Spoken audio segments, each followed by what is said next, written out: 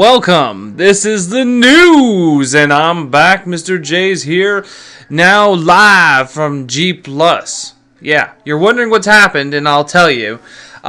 We have moved to G+, because, Facebook gave us the good fistaroo up the asshole.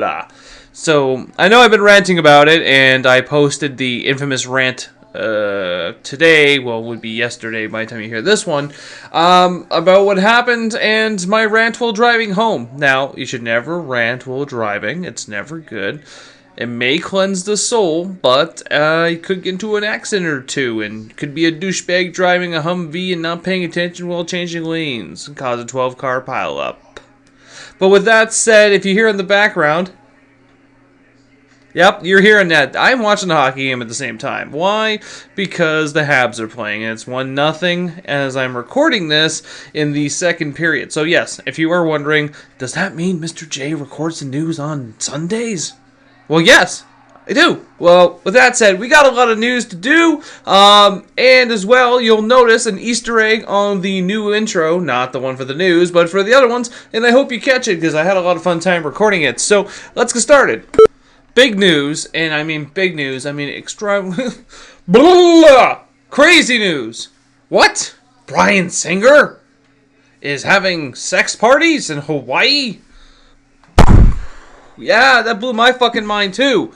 Who knew that a guy with a lot of power and money and makes a lot of comic book movies, that is not a shot of the comic book world, and has millions of dollars. Wait, I said that already. But is it? Blows your mind. It doesn't blow my mind. And quite honestly, I think it's absolutely hilarious. Now, let's not get crazy here and say that it's probably not true, because it quite possibly could be true. Why not? I mean, there is no battle back and forth. Singer's crowd says that it didn't happen, and these guys are just full of shit, and they're saying, well, no, you used your wealth and your influence and promised me roles in the Xmen. Yeah, roles in the Xmen for sexual favors or what? I don't understand. Now, this is just funny to me, only because it just happens to happen just mere month or so before the new X-Men movie comes out. Mind you, this happened in 1999, and we had to make sure that he made millions of dollars from point A to point B to ensure that when we do sue him, he has lots of money. I'm sorry, I don't want to sound like a dick or anything about this, and it could have happened, I don't know, I wasn't there. But the point I'm trying to make is that you shouldn't have waited so goddamn long. Like, what the fuck is wrong with you? Seriously. Because you know he's going to win now. O.J. Simpson all over again. And on that note, before I forget, now some weird things are happening with the Age of Apocalypse. Don't expect the original X-Men cast in the X-Men Apocalypse movie. And are you surprised? Because with all the begging and bitching and crying and whining and bitching and more bitching, they had to get everyone back into this X-Men Days of Future Past that no one really wanted to see. Then they announced Age of Apocalypse.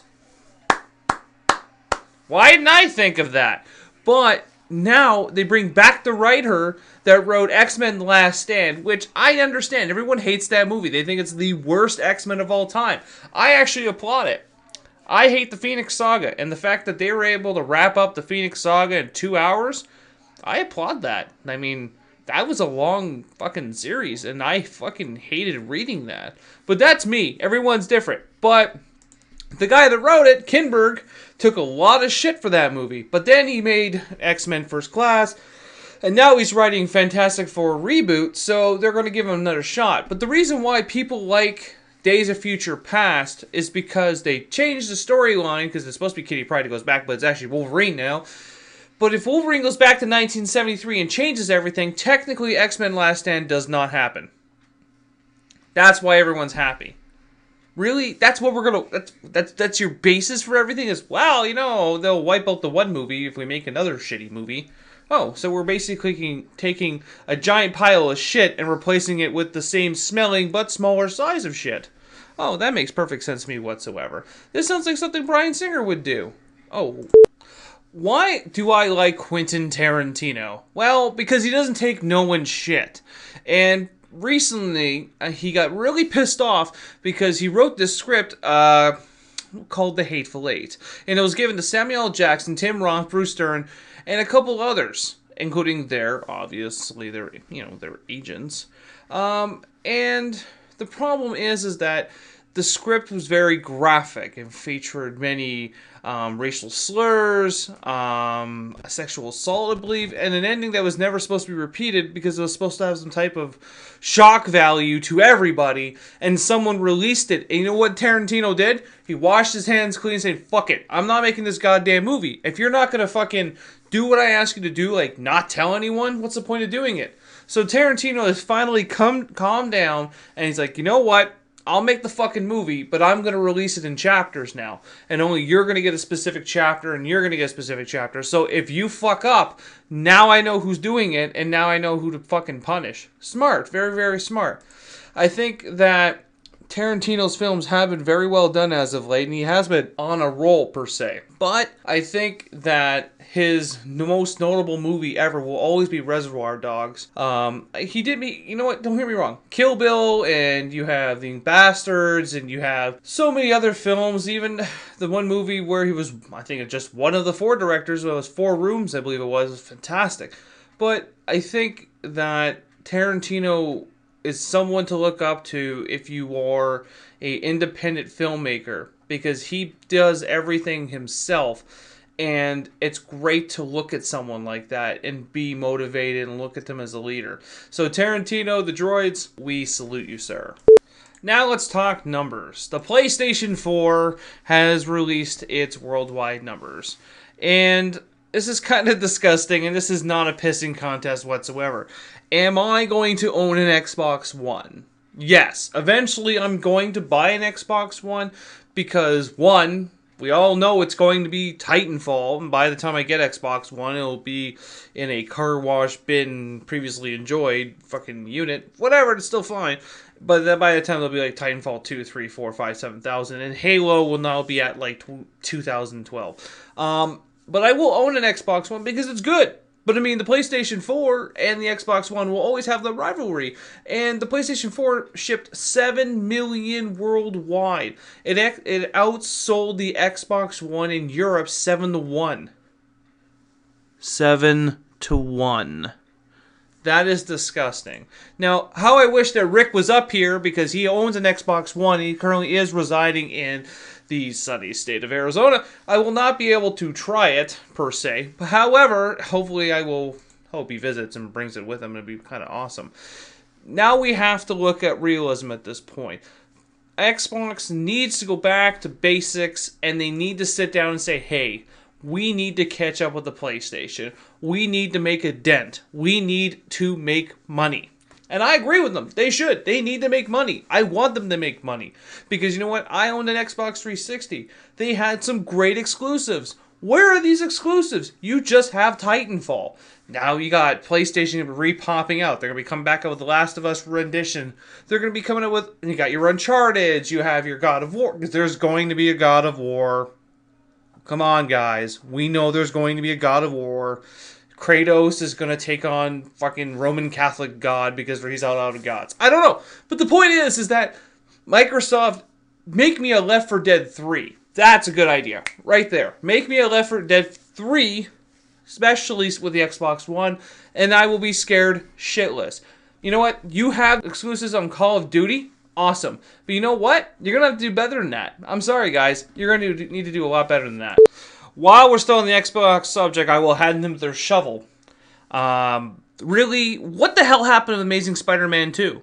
Like, you know what? I'm playing Amazing Spider-Man 1 right now on my PlayStation 3 as a warm-up for Amazing Spider-Man 2 on my PlayStation 4. And this is something, especially in the PlayStation 3, I don't even know why I haven't played it before, but it's blowing my fucking mind. So on a next gen, wow, I'm looking forward to it. Now, the Amazing Spider-Man did not get a good tip in terms of everyone's like, this was an okay game. But I mean, it's pretty good. It's not as good as Spider-Man 2 that came out on GameCube many years ago, which was pretty fantastic for its time anyways. But Xbox One, you got to get back into this race. You got to do something here, guys. I'm trying to help you up here. I have the defibrillator and you're on the ground and you're fucking going to VTAC. What do you want me to do? Do you want me to revive you? Come on. When you're fucking canceling games or there's a code malfunction and why the code will not work with the Xbox and blah, blah, blah. Listen, you're fucking Microsoft. Figure it out. I'm going to go on the record and say the last episode of Agents of S.H.I.E.L.D. was actually decent. Thank you, Bill Paxton. Don't forget, everyone, this is just a friendly reminder that the Frozen Heart DLC for Batman Arkham Origins will come out this upcoming Tuesday. So make sure you got your Xbox points ready or your money. Or if you're like me, make sure you have your Season Pass activated to try out this fantastic DLC that is actually being rated as probably the best DLC of the year. That's a lot saying it's on a shitty game. We need more cowbell! Alright, and we're going to wrap up this week's news because not a lot of things happen, and I'm sure Bryan Singer will be accused of raping someone else before the end of the week. However, if you haven't, I will tell you now, issue number 27 of The Wedding of Deadpool. That's right, our favorite crazy-ass Canuck who has stage 4 cancer and is crazy, has 2 voices, blah, blah, blah, is finally getting married. I won't lie to you. You hear that? That's the comic itself in its sleeve. I have not read it yet. I haven't read it because I'm saving myself. It's not like my virginity here, people. Let's relax.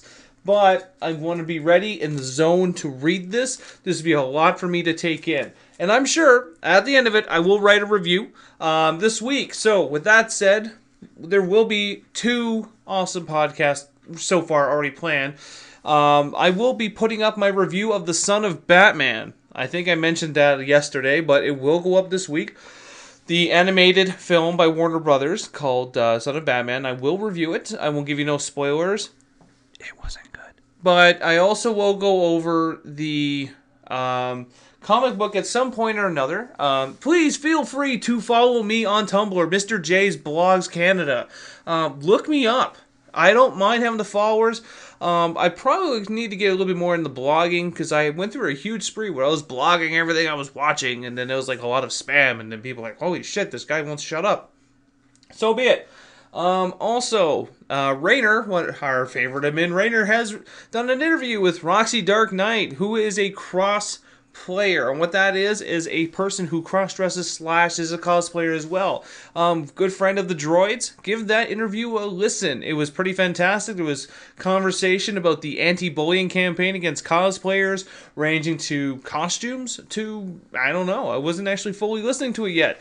I got halfway through it, and then guess what? I had to start recording this one. So, give it a listen. It will probably be up Wednesday or Thursday of this week. Also, please make sure you are following us on G+. I will tell you right now, with the beginning of this whole change, a lot of pages will be moving over to G+. So, it is a little bit on the unfair side, and no one's really willing to pay Facebook right now, and they have no lucrative plans to make me want to pay anything. So with that said, thank you for being a fan of our show. You have no idea how much we love every single one of you. And please, as always, enjoy your chimichanga. And Deadpool's getting married!